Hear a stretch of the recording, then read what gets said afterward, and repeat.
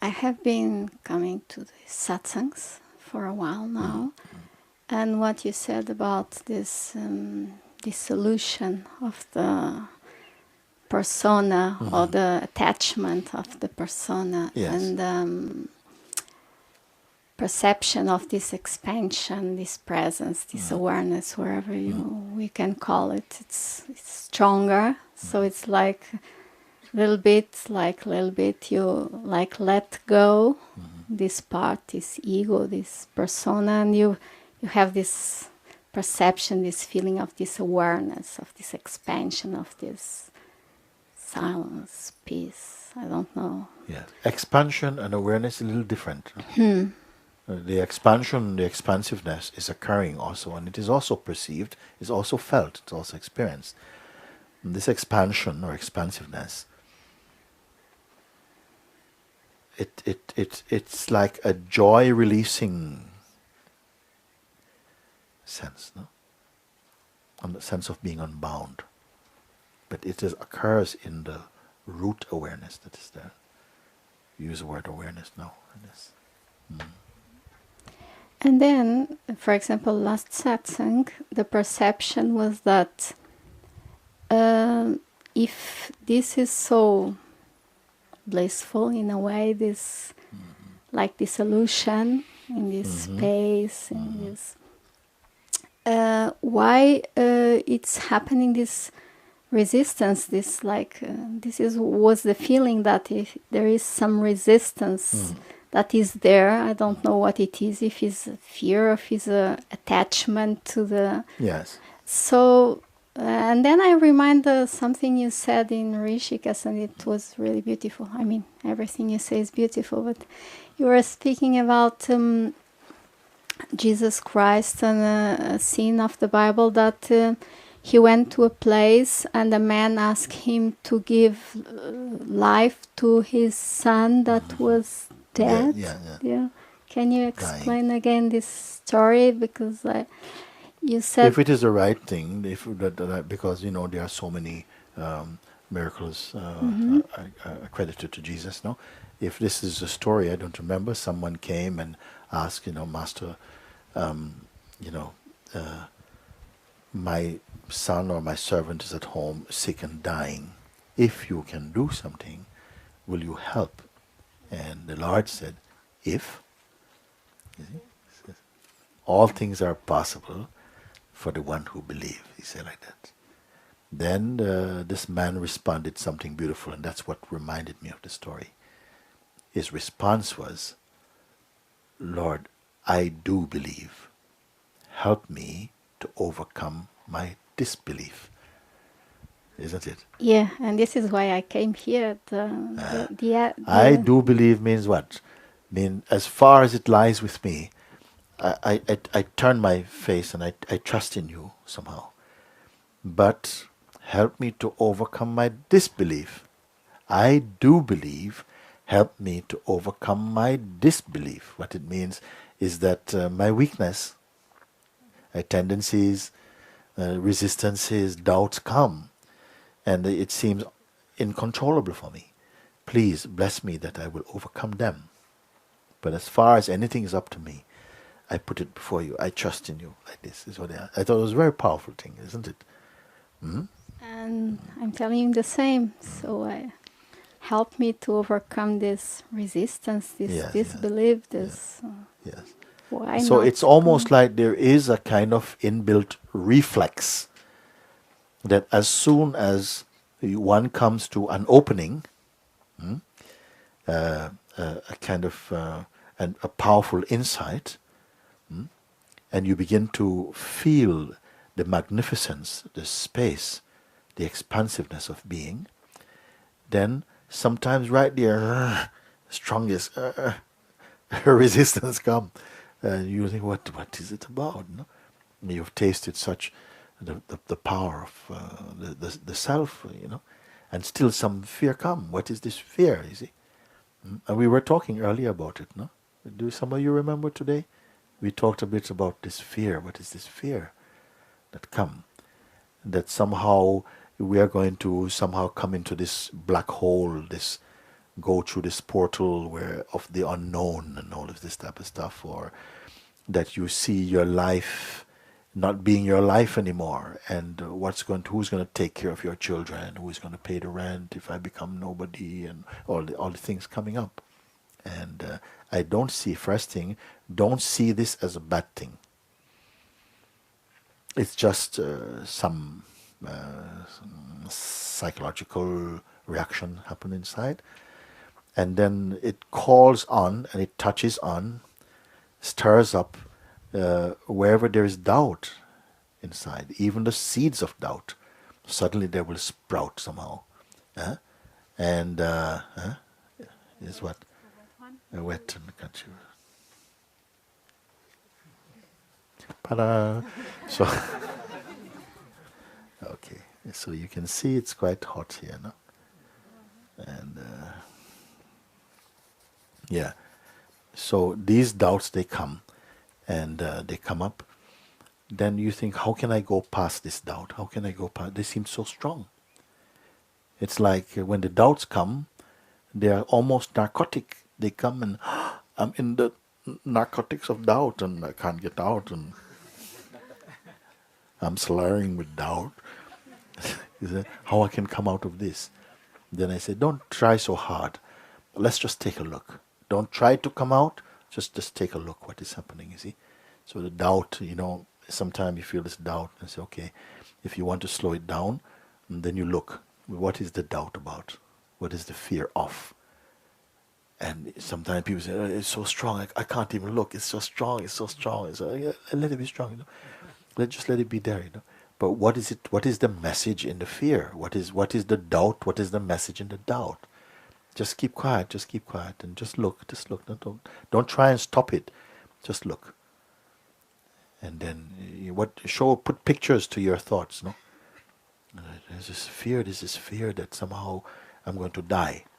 Sometimes people say, I fear that I'm going to die, I'm just going to die. You see? I said, okay, but I don't think you're going to die. For discovering the truth, you're going to die. You see? Something maybe sound like it's going to die. Maybe the untruth is going to die. And then some, you see like this. And oh no, there's another one coming. And like,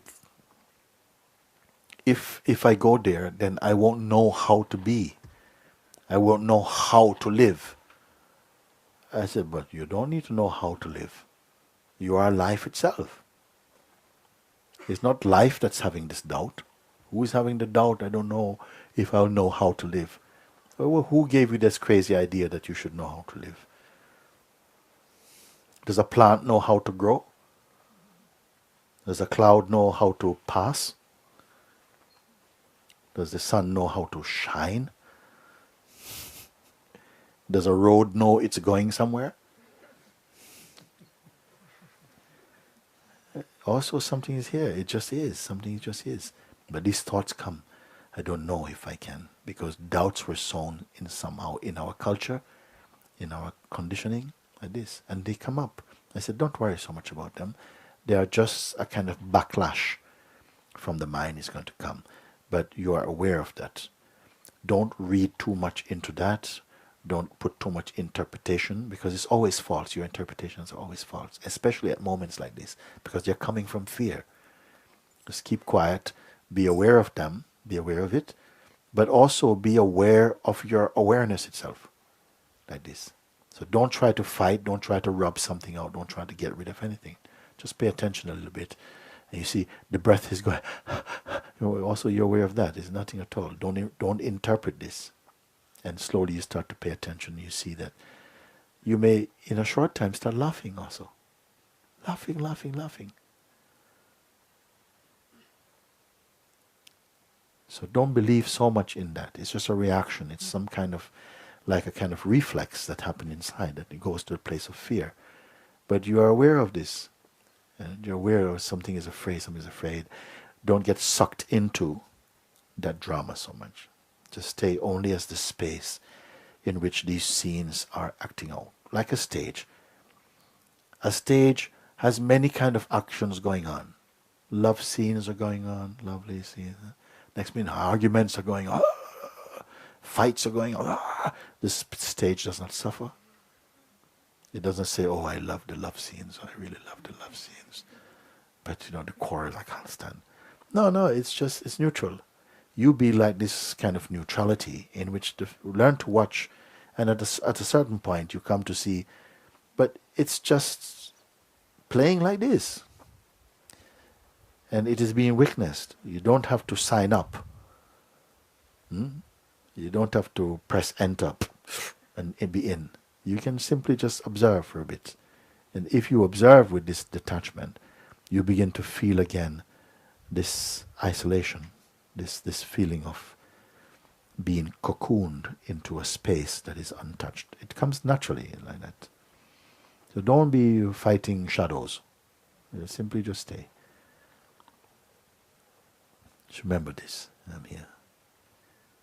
Also in the Bible is a beautiful psalm. In the psalm, a song. Even though I walk through the valley of the shadow of death, I will fear no evil, for I know that you are with me. Isn't it? Even though I walk through the valley of the shadow of death, not the valley of death, of the shadows of death, meaning that even this is not true, I will not be afraid, knowing that you are with me. Who is this with you? So just like that you look.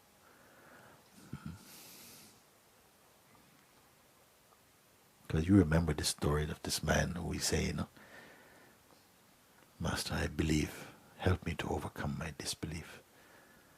You see? Something knows belief and disbelief. And you be that in whose presence both belief and disbelief, both acceptance and rejection are playing as dualities in you. But you have no particular posture. You're like the space, the intelligent space in which this play happens. And everything that starts finishes, everything that comes goes. You see? At the end of the day of perception, this seer also, the observer, the witness, also closes shop and goes out of business. Who knows what I'm talking about? In the waking state, you see, something is observing. So relative to what is arising in the wake, to the traffic of the waking state, the observer, the sense of being, the witness, is permanent in relation to the activities that it is being perceived. But when sleep comes, even this observer also collapses into silence. And is nothing observed. Nothing to observe. Only enjoy, like you enjoy deep sleep. No story, no identity. There's a time when you are without identity, isn't it? Suppose your name is John. You can only be John about 12, 14 hours per day. In deep sleep, are you John? No, not John. Maybe in dream you may be Jane or something. But not John. At some point in deep sleep, lights out, nothing. You're not even John. And we enter this state without fear.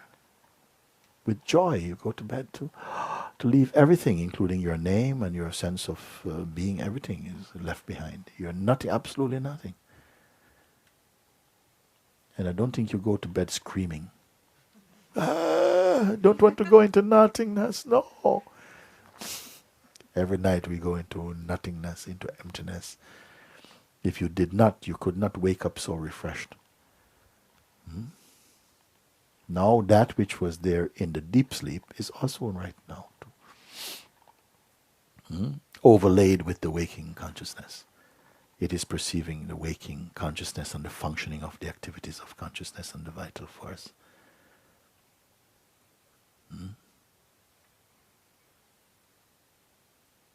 Say fear can come. Let fear can come. Fear come, fear go.